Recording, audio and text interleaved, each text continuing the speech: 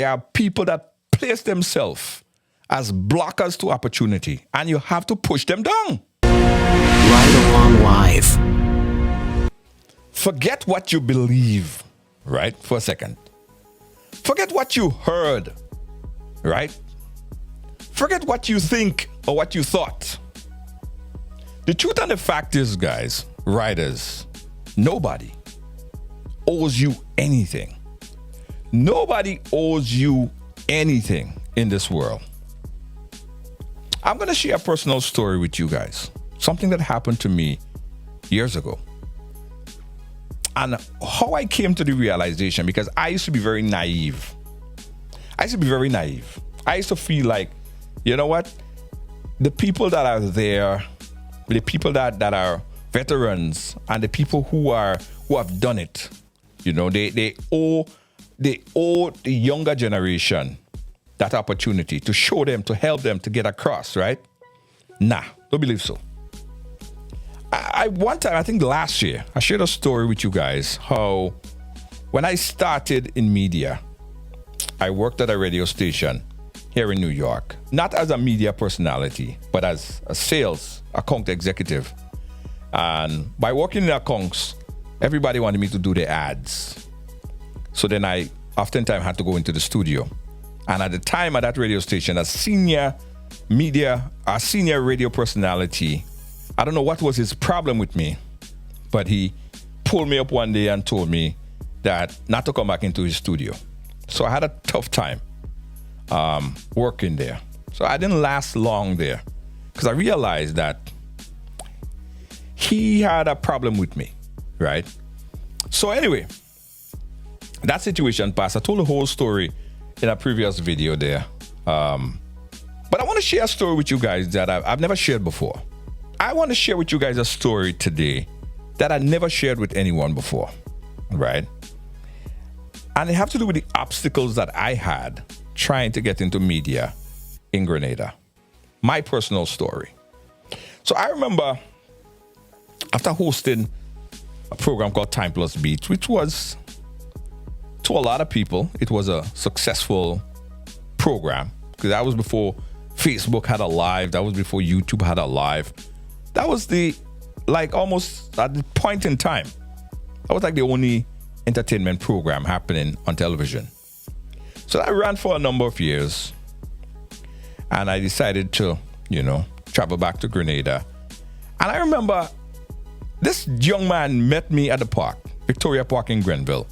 His name is Mr. Zeric McMillan. I would always say this and be thankful to Zeric McMillan.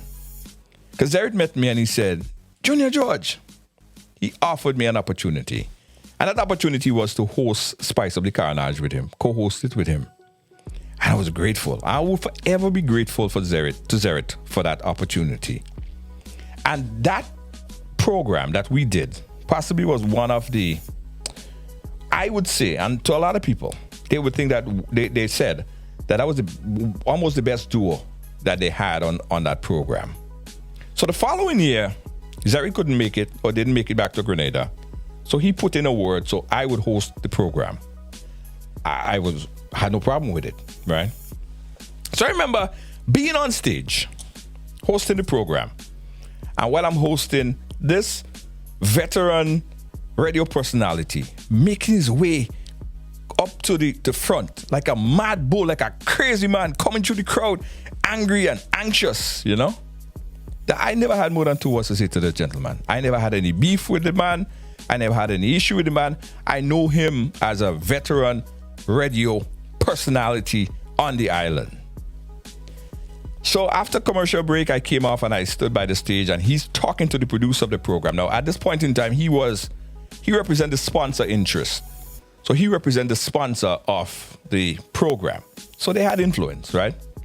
And I could hear he telling the producer of the program, what is Junior George doing on my stage? I don't want him on my stage. And I'm there like, I don't remember having any beef with this man. I don't have any problems with him. All right. Later, I found out that the reason why they had to get rid of me at that point in time is because they didn't want me there. But I knew why. I understood. I heard it very clearly. So the program went on without me. No problem. I understood what was happening there.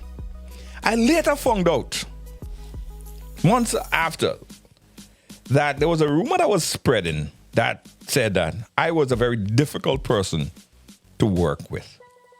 Very difficult person to work with. And I was told the very same individual started that rumor. So a lot of people didn't want to give me any opportunity because the rumor was I was difficult to work with. And for the life of me, I used to think, boy, what did I do to this man? Nothing. I never had any interaction. I never had more than 5 words to say to this man. I don't know him like that. I never spoke to him. He just didn't like me for whatever reason. Probably he saw the fire in my eye. Probably he saw what I could have possibly become if given an opportunity. He probably saw that I was hungry, right, to get to the next level.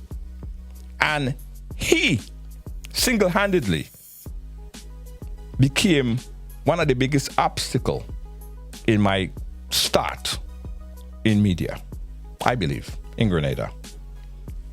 Because that rumor that was spreading how I was difficult to work with, that didn't phase well for a lot of people. A lot of people never gave me the opportunity because why? I'm difficult to work with.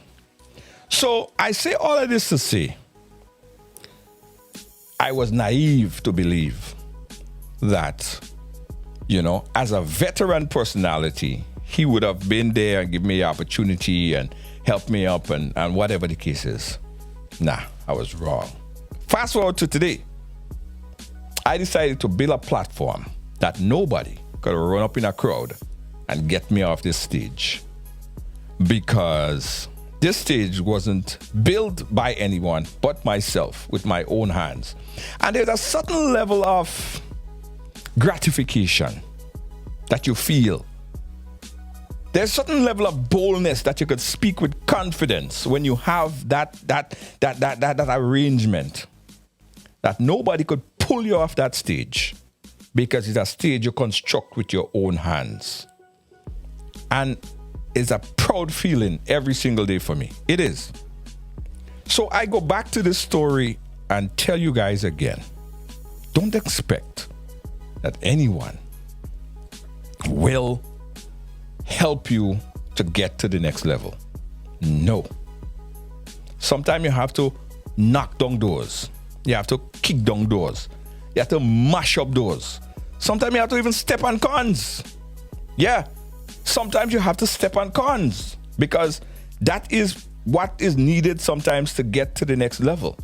I'm not saying disrespect people, but sometimes there are people that place themselves as blockers to opportunity and you have to push them down. You have to get around them, right? Because if you don't get around them, you will never succeed. And they would not be the one to help you get across. You have to figure it out for yourself, right?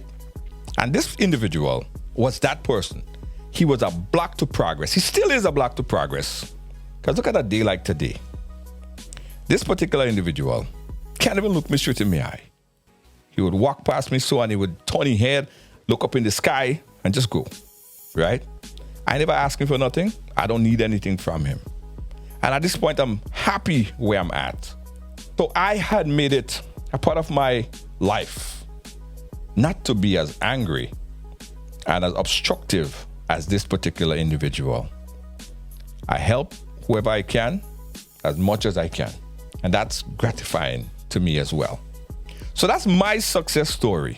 At least that's my story, how I kind of had to do what I had to do to get what I want in life. I want to hear yours. Share it with me. Right Along Live.